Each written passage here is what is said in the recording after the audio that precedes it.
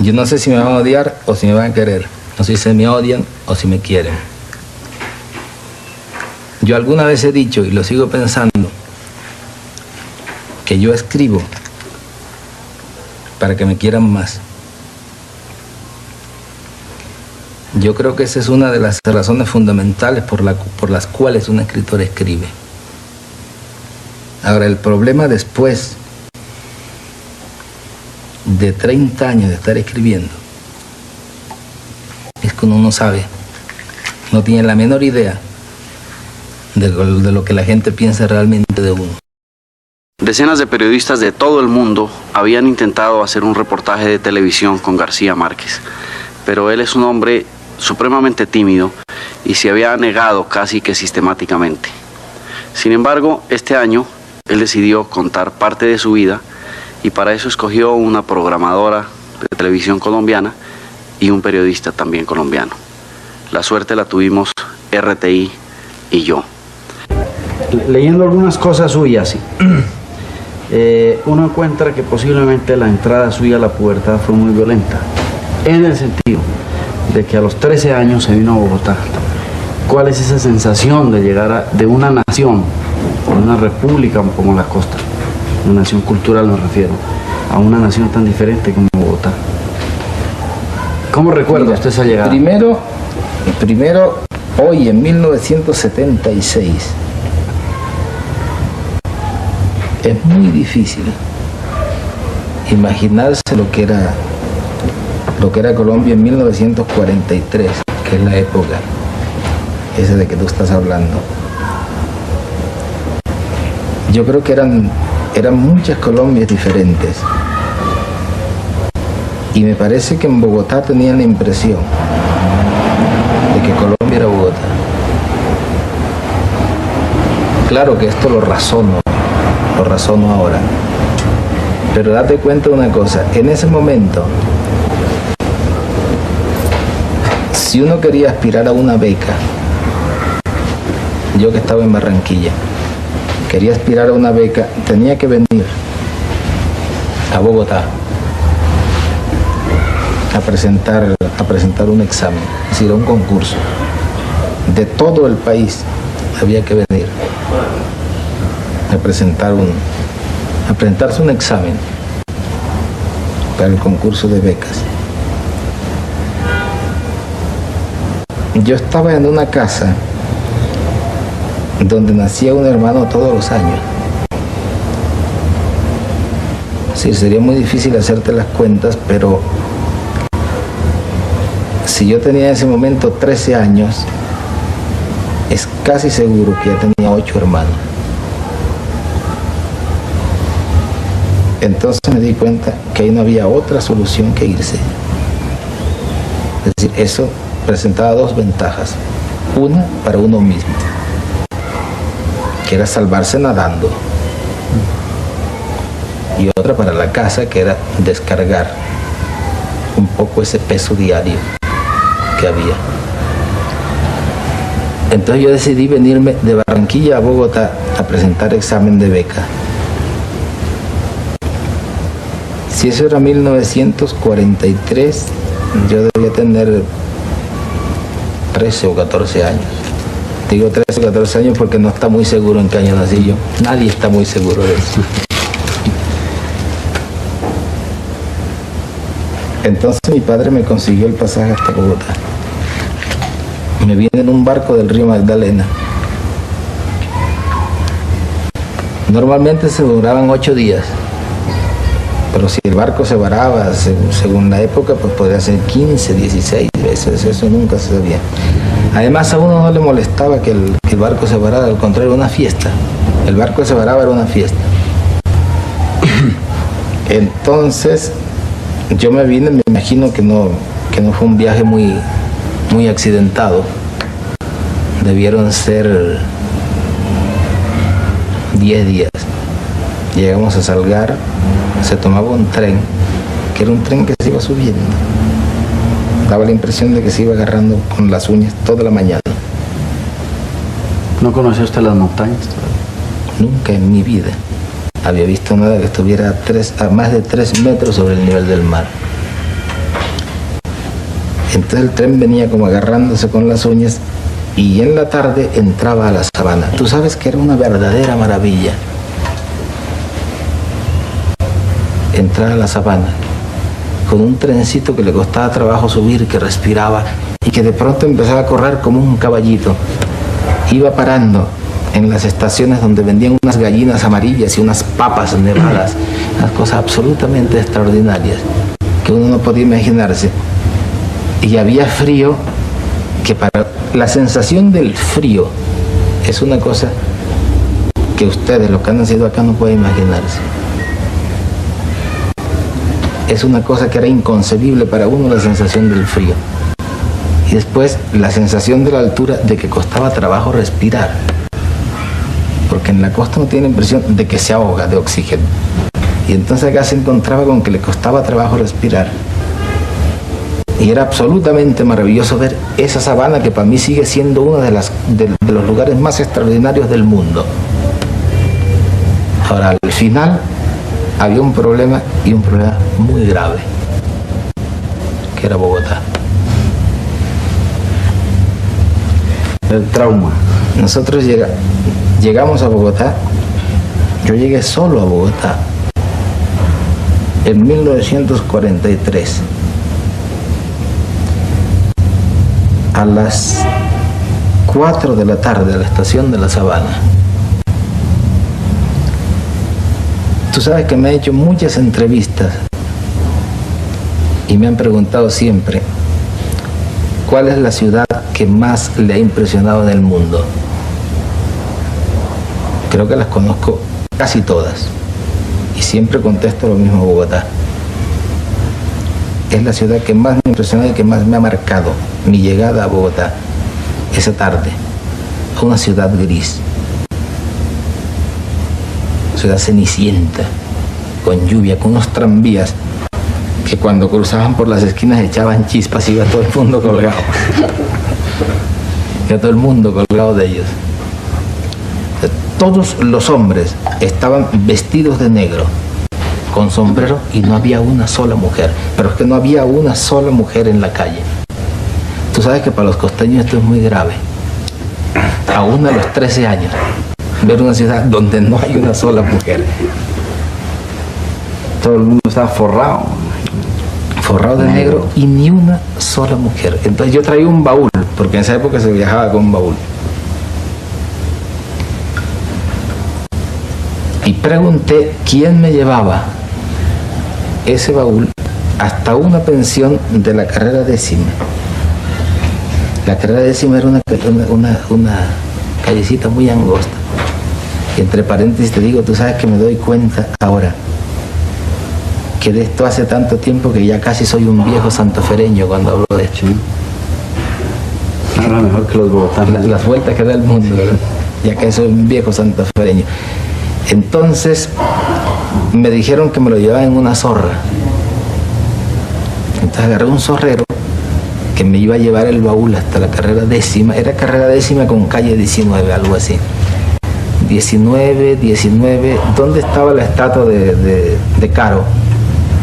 No lo conocí. En la 19.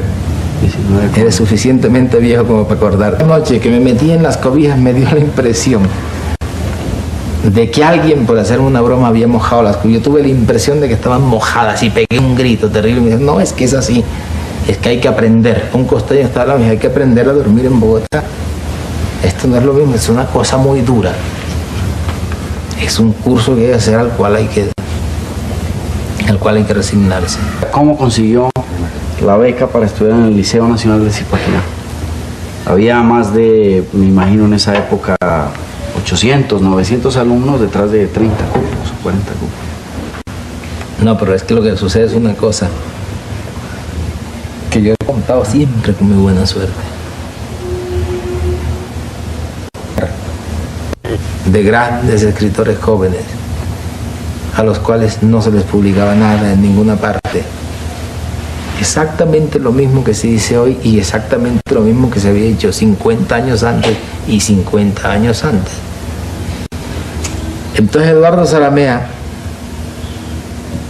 publicó esta carta y decía, yo creo que este lector no tiene razón, pero si realmente hay algún escritor inédito con el cual no hemos sido justos y al cual no se le han publicado sus cuentos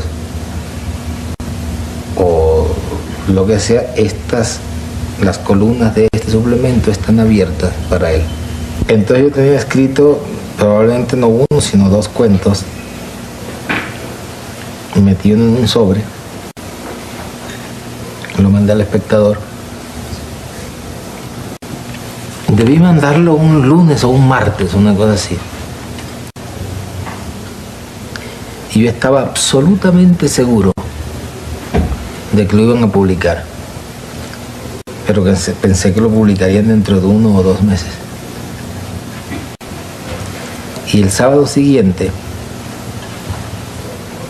salí a la calle, entré a un café en la carrera 7ª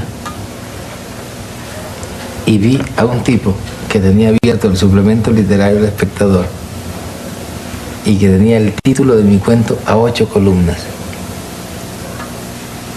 Entonces me sucedió una cosa que es maravillosa, es que no tenía los 5 centavos para comprar al Espectador para ver mi cuento publicado.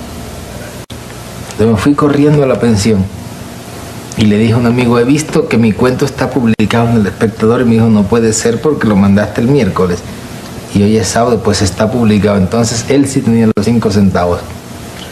Salimos, compramos el Espectador y efectivamente estaba publicado el cuento. Y el lunes, esto era sábado, y el lunes o martes salió en la sección La Ciudad y el Mundo de Eduardo Zalamea una nota donde decía que esperaba que los lectores del suplemento Fin de Semana se hubieran dado cuenta de que había aparecido un escritor del cual no se tenía noticia, y hacía un gran elogio de este escritor.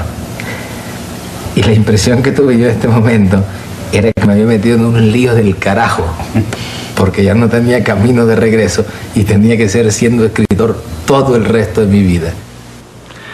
A usted lo mandó el Espectador a Suiza para que escribiera de la conferencia de los 4 grandes. ¿Qué camino siguió de allí? Volví 3 años después, porque de Ginebra me pareció que esto de llegar a Ginebra y quedarse en Ginebra y volver acá a casarse, pues era como un poco exagerado. Entonces me fui a Roma y estuve en Roma unos 8 meses, 1 año, y luego me fui a París ya de regreso. Y cuando estaba en París de regreso, recuerdo que estaba con Plinio Puleyo Mendoza en un café y él estaba leyendo Le Monde, y de pronto me dijo, aquí hay una noticia que puede ser muy grave para usted. ¿Cuál es? Y me dijo que clausuraron el Espectador. Y leyó, es la mejor noticia que me puedes dar en la vida porque no tengo que regresar ahora a Colombia. Y leyó, es la mejor noticia que me puedes dar en la vida porque no tengo que regresar ahora a Colombia. ¿Y no regresó más? O por lo menos la gente dice que usted le volvió la espalda al país. No, pero eso no lo dice la gente. Eso lo dicen los voceros del sistema y los izquierdistas de pacotilla, que terminan siempre de acuerdo en las malas razones.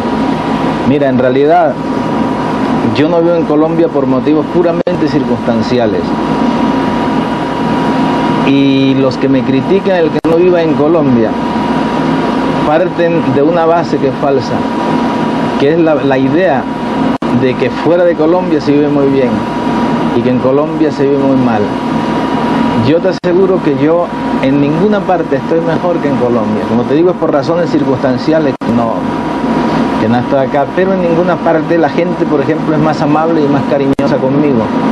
No, mira, yo tengo dificultades, son por razones contrarias en la calle, por el asedio y el cariño que encuentro en la gente. En los restaurantes no me quieren cobrar, los choferes de taxi no me quieren cobrar. todas partes encuentro el deseo de complacerme, de tenerme contento. Inclusive hace poco iba a hacer una llamada de larga distancia y le dije a la le pedí la llamada a la telefonista y ella me dijo, estamos en huelga, pero para usted no. Entonces esta idea de que yo le he vuelto la espalda al país es una absoluta tontería. Además, una cosa es clara, y es que en cualquier parte del mundo en que yo esté escribiendo una novela, estoy escribiendo una novela colombiana. Es decir, la novela no es más colombiana porque la escribo aquí o porque la escriben en el Japón. Siempre, si la escribo yo, será una novela colombiana. De manera que son pendejadas. Bueno, sigamos editando esta vaina, maestro. Habíamos quedado en que usted se iba a París. No, ¿Qué pasó ahí en París? Estaba en París, ¿qué pasó ahí? En el hotel de Flandre,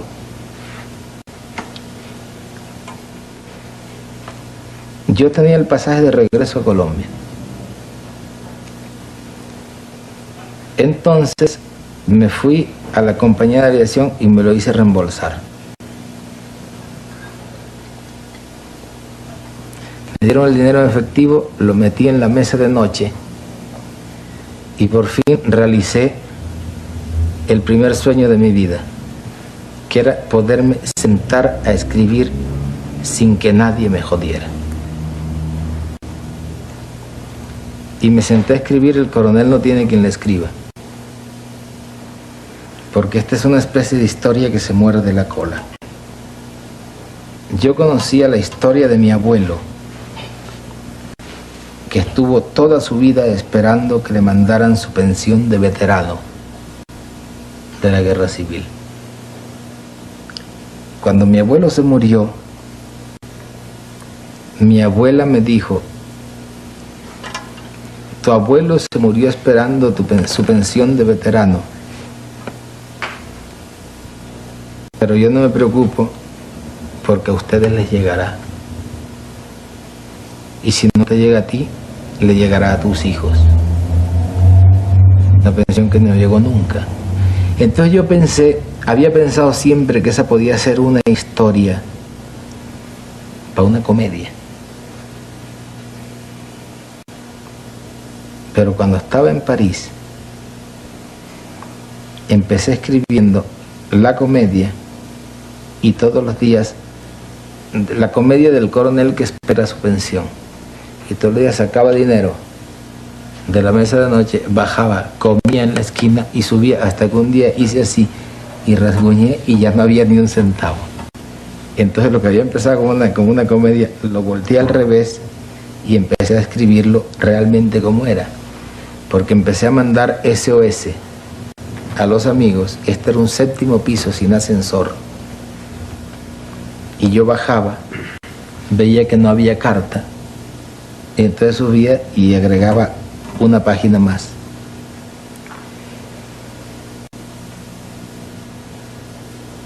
De la historia que estaba escribiendo. Pero lo que es increíble es que a medida que iba escribiendo la historia me iba dando cuenta que nunca me llegaría la carta y que nunca me contestarían los amigos a los cuales había acudido. Entonces había un momento en que la historia, lo que estaba escribiendo correspondía exactamente con la realidad. Y por eso yo creo, contra el criterio de todos los críticos, que el mejor libro que he escrito yo, es decir, que si yo he escrito una obra maestra, esa obra maestra es El coronel no tiene quien la escriba, porque yo iba escribiendo la realidad de cada día a medida que iba sucediendo. Bueno, esta época de París, yo la relacioné con la época en México, muchos años después, cuando usted escribió 100 años de soledad, porque usted tuvo que dejar un puesto en una agencia de publicidad para dedicarse a escribir, y tuvo una época muy difícil que su esposa recuerda que no han sido todas las épocas de la vida, sino ha sido esa. Y me impresionó una anécdota. Cuando usted terminó de escribir 100 años de soledad, se fue al correo a enviar el paquete a la Argentina y no sé si tuvo para los portes o no. ¿Usted recuerda ese momento? Sí, ¿Cómo fue? pero no es tan grave como se cuenta. Lo que pasa es que 100 años de soledad pesaba más de lo que uno se imaginaba. Fíjate, 100 años de soledad lo escribí yo en México en 1965, 66, 67, desde el 65 hasta el 67. Fue una época estupenda, es decir, era una época que no era fácil, porque no teníamos dinero. Pero en cambio era una época muy buena porque yo estaba escribiendo como un tren, que es lo mejor que le puede suceder a un escritor. Entonces, cuando yo vi que 100 años de soledad venía y que no la paraba nadie, le dije a Mercedes, tú te haces cargo de este asunto. Y ella, por supuesto, no lo pensó dos veces. Es curioso que mis hijos, ahora yo les pregunto de esta época y ellos me recuerdan como un hombre que estaba encerrado en un cuarto y que no salía nunca, y yo tenía la impresión de que era el ser más humano y más sociable del mundo. Y ahora me di cuenta que durante 18 meses no salí del cuarto. Pero yo recuerdo que salí una vez. Salí una vez cuando Mercedes me dijo que no había nada que hacer, que ya había llegado al fondo. Entonces yo tenía un carro y lo llevé al Monte de Piedad y lo empeñé y le traje a Mercedes la plata y le dije, mira, aquí tienes como para 10 años. Y duró 3 meses. Y seguí escribiendo. Recuerdo que en mitad de camino el dueño de la casa llamó a Mercedes y le dijo, señora, usted deben 3 meses de casa. Y Mercedes tapó el teléfono y me dijo, ¿cuánto tiempo te falta para terminar el libro? Y yo le dije como 6 meses. Y entonces ella le dijo, mire señor, no solo le debemos 3 meses, sino que le vamos a deber 6 más. Y entonces el tipo le dijo, y dentro de 7 me pagan todo. Y dijo, sí, todo. Y él le dijo, si usted me da su palabra, yo no tengo ningún inconveniente en esperarlo. Y Mercedes tapó y me dijo, papá, palabra. Y yo dije, mi palabra. Y dijo, mi palabra de honor. Y tú sabes que a los 7 meses fuimos y le pagamos todo. No por 100 años de soledad, porque yo terminé y en un mes traía tal perrenque en la mano que me puse a trabajar después en publicidad y pudimos pagar todo eso. Y el día que lo terminé, nos fuimos al correo, Mercedes y yo. Eran 700 páginas. Entonces lo pesaron y dijeron que costaba 83 pesos de México a la Argentina. Y Mercedes me dijo, no tengo sino 45. Dice, mira, muy fácil. Partí el libro por la mitad y le dije, péseme este libro hasta 45 pesos. Pesaron hasta 45 pesos, quitaban hojas como quien corta carne. Cuando llegó a 45 pesos, agarré esas hojas, las envolví y las mandé y nos quedamos con el resto. Entonces nos fuimos a la casa y Mercedes sacó lo último que faltaba por empeñar, que era el calentador que yo usaba para escribir, porque yo puedo escribir en cualquier circunstancia menos con frío. El secador que usaba para la cabeza y la batidora que había usado para hacer toda la vida, para hacerle los jugos de fruta a los niños, y que ya los niños estaban creciendo y ya no necesitaban. Se fue con eso al Monte de Piedad y le dieron unos 50 pesos. Y el hecho es que volvimos con el resto de la novela al correo. La pesaron y dijeron, cuesta 48 pesos. Mercedes pagó sus 50 pesos. Le dieron 2 vueltos Y yo me di cuenta que cuando salimos del correo estaba verde de encabronamiento. Y me dijo, ahora lo único que falta es que esta novela sea mala. Fíjate que hace mucho tiempo que yo no leía artículos críticos sobre mis libros. Cuando apareció 100 años de soledad y una especie de avalancha de crítica, en el primer momento con una gran ansiedad perfectamente justificada y natural y comprensible, yo me precipitaba sobre estas críticas.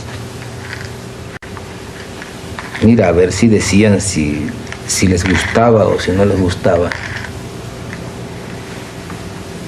Y luego me fui dando cuenta de que los críticos no les preocupaba mucho si el libro les gustaba o si no les gustaba, sino que ya en ese momento estaban tratando de decirme cuál era el libro que yo debía escribir después. Es decir, los críticos son una especie de profesionales parasitarios que por determinación propia y sin que nadie los haya nombrado se han constituido en intermediarios entre el escritor y el lector. Es decir, el escritor se toma el trabajo de tratar de comunicar sus experiencias, de mandarle su obra al lector, y se encuentra con que en el camino hay unos señores que no dejan que llegue directamente esa obra al lector, sino que dicen, un momento, ustedes no están en condiciones de entender lo que este señor les quiere decir. Nosotros se lo vamos a explicar. Y entonces entran en un problema de desexplicación total.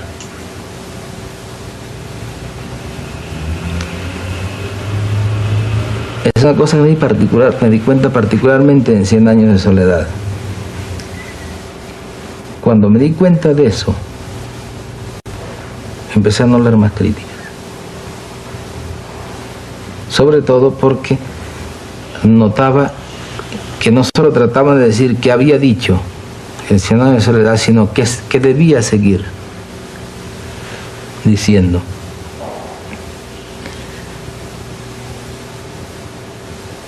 Se me olvidó el libro. ¿Cuál era la pregunta? Pues, ¿por qué a ese dictador no le regaló el mar? Le regaló todo el país. Ya está dando vuelta. Entonces hay una cosa que me llamó mucho la atención de algunos críticos en relación con el otoño del patriarca.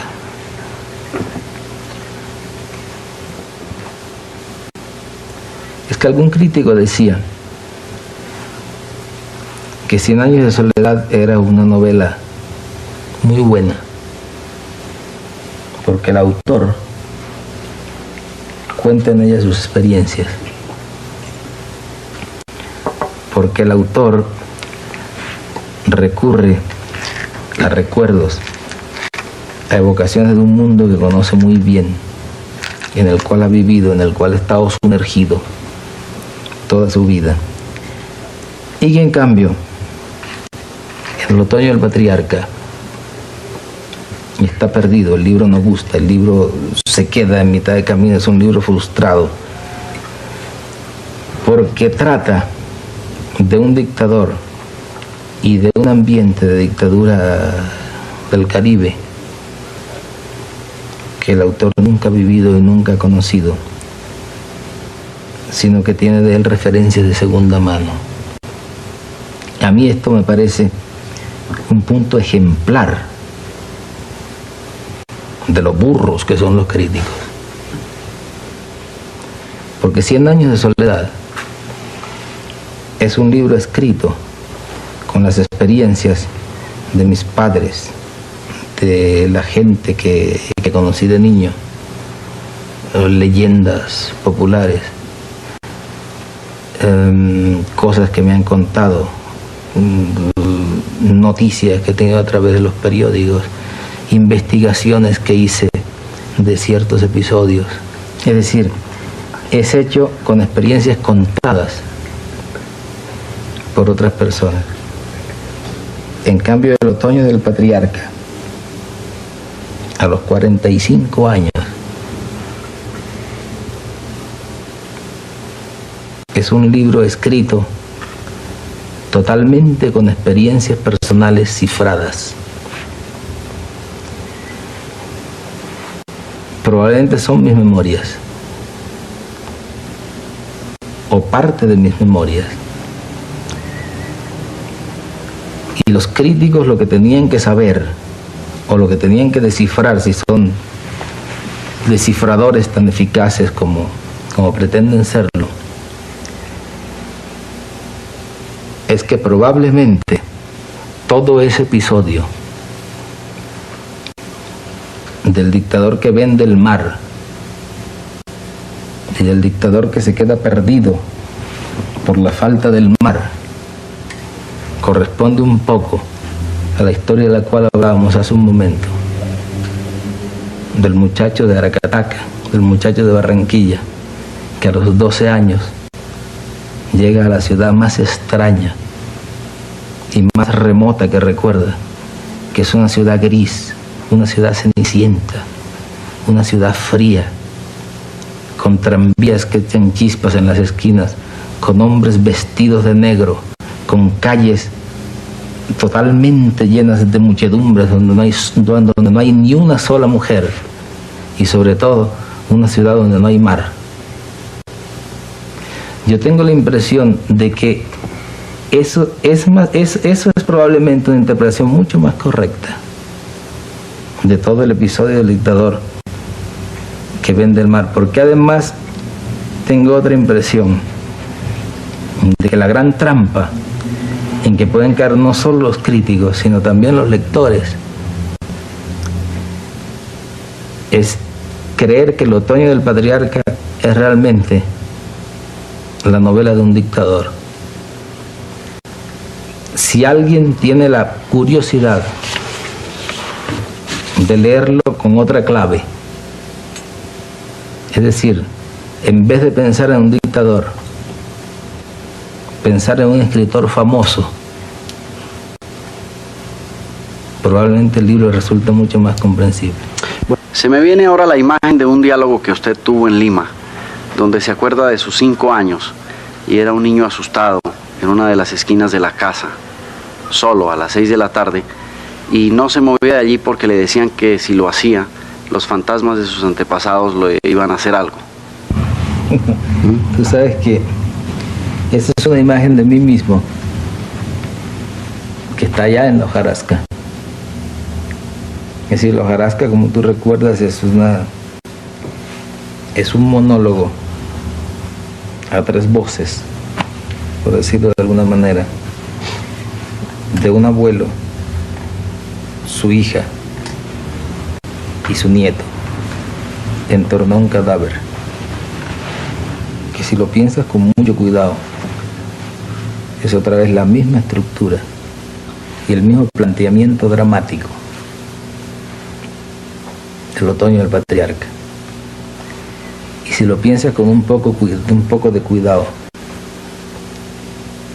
y me perdonas por una vez la pedantería de ser erudito, que son las cosas que más vergüenza me dan en la vida, es otra vez el mismo drama de Antígona, tratando de enterrar el cadáver de su hermano,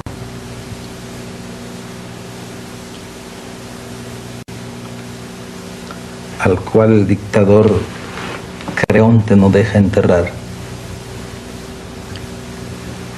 Un tema que fue tratado primero, Antígona fue tratada primero por Sófocles, después por Eurípides,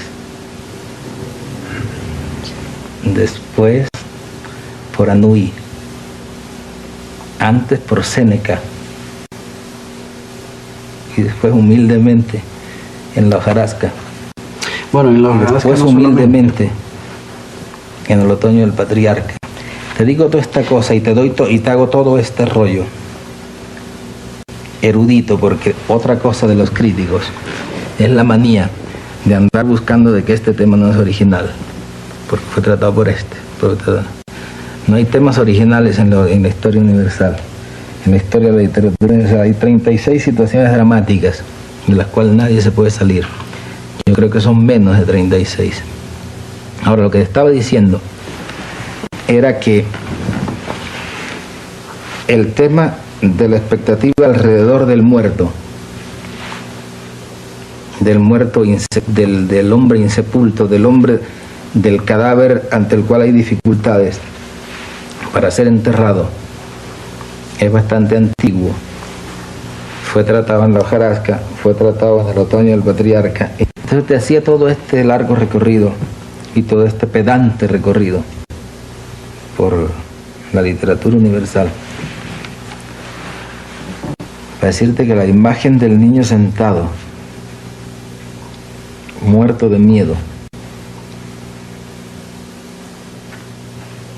es efectivamente un tema recurrente en mis libros, en mi obra, si me permite decirlo, con una modestia que seguramente los críticos no me perdonarán.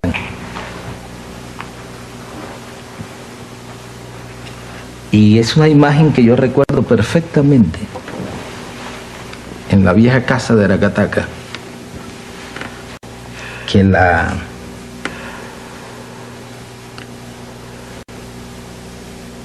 forma que habían encontrado mis abuelos a partir de las 6 de la tarde, para no tener que estar pendiente de mí, para no tener que estar ocupándose del niñito este que vive en esa casa grande, era pues que sencillamente decían: siéntate en esta silla y no te muevas, porque si te mueves y te vas a ese cuarto, ahí se murió la tía Petra y acá se murió el tío Nicolás y allá se murió Petronila, y entonces me mantenían quieto a base del terror.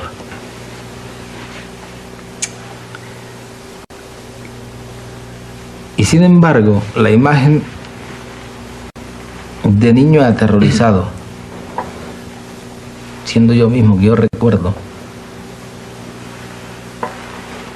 no es esa en la casa de Aracataca, sino cuando era periodista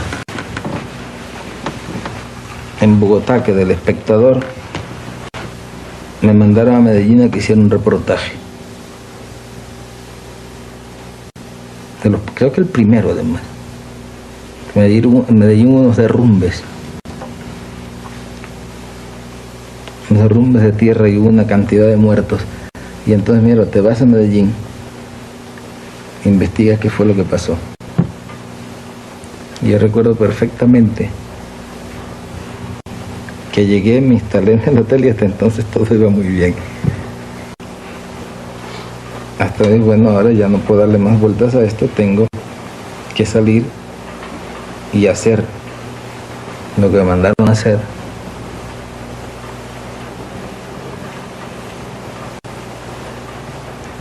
Y salí a la calle y estaba lloviendo. Y para mí fue un instante, una enorme felicidad el que estuviera lloviendo, porque era un pretexto que me ponía a mí mismo para poder aplazar el problema de tener que ir a averiguar qué era lo que había pasado. Y me recuerdo perfectamente a mí mismo, y en este momento tenía 23, 24 años, viendo que escampaba, y que a medida que escampaba me daba cuenta que tenía que afrontar la realidad.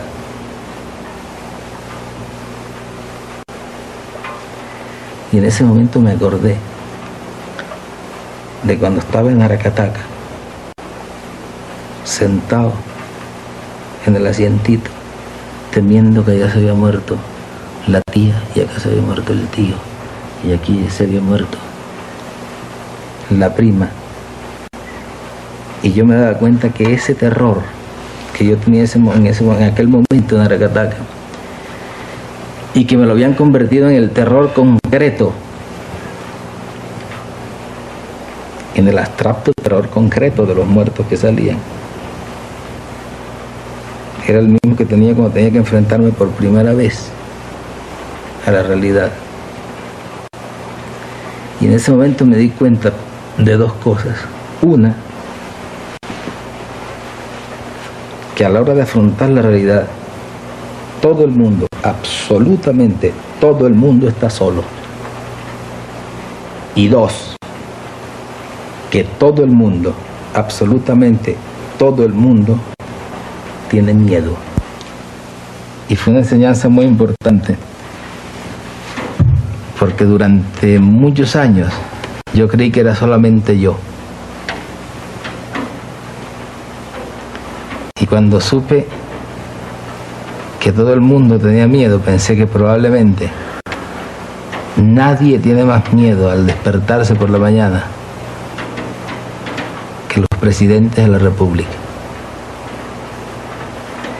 Y ese día seguí despertando con mucho miedo, pero aprendí a tenerle menos miedo al miedo de por la mañana. Un grupo de estudiantes de Filosofía y Letras de una universidad de Bogotá hizo una encuesta entre compradores del Otoño del Patriarca. Ellos encontraron que por lo menos el 74% no pasó de la página 40. Yo con toda la modestia de que soy capaz, que no es mucha, pero es un poco, me gustaría que hicieran la misma encuesta dentro de la misma zona de lectores, que hicieran la misma encuesta con el Quijote, con Gargantúa y Pantagruel, o con el Edipo Rey de Sófocles, por ejemplo. Yo quisiera saber, y es una curiosidad que tengo, ya no es cuestión de responder a esto, tengo la gran curiosidad de saber de qué página hubieran pasado con esos libros.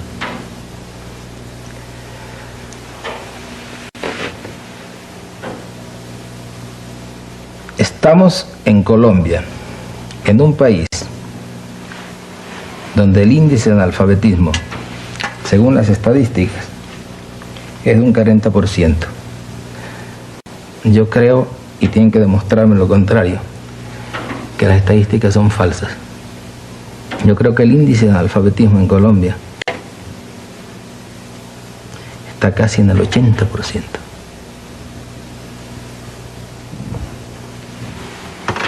Entonces me parece perfectamente natural que una novela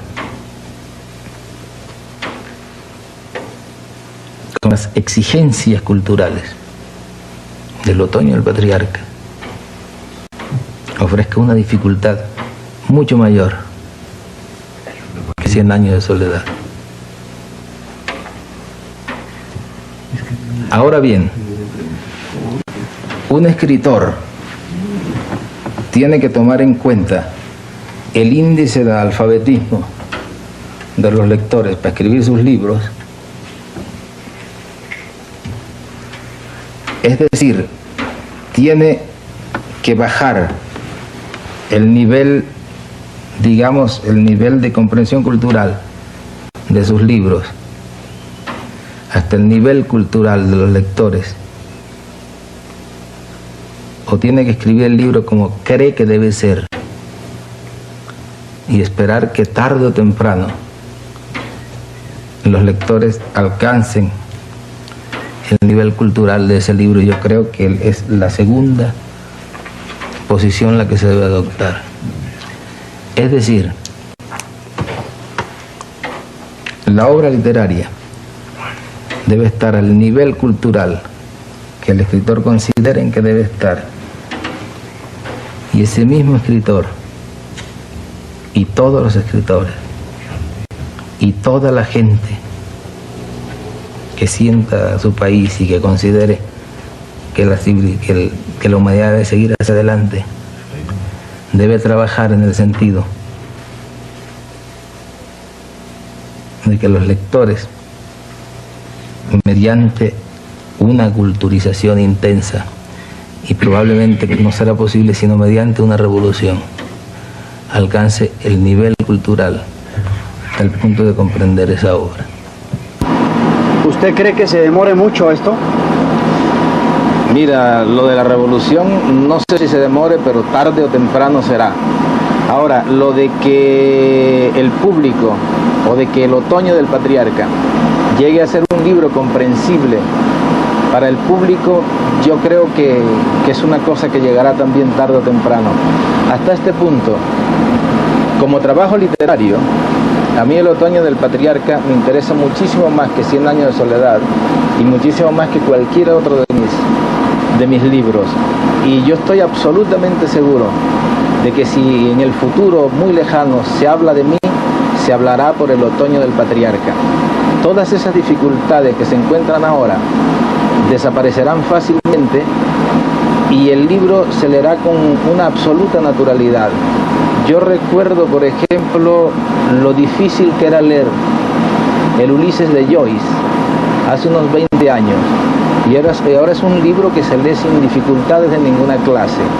O recuerdo lo que sucedía con los dibujos y los cuadros de Picasso, que nadie comprendía por qué las mujeres tenían los ojos torcidos y en fin, toda esta estética que parecía incomprensible. Y sin embargo ahora tú le das tarros de colores o lápiz y papel a un niñito y te dibuja como Picasso, no tan bien o como Picasso, pero quiero decir dentro de esa misma estética que les parece totalmente natural.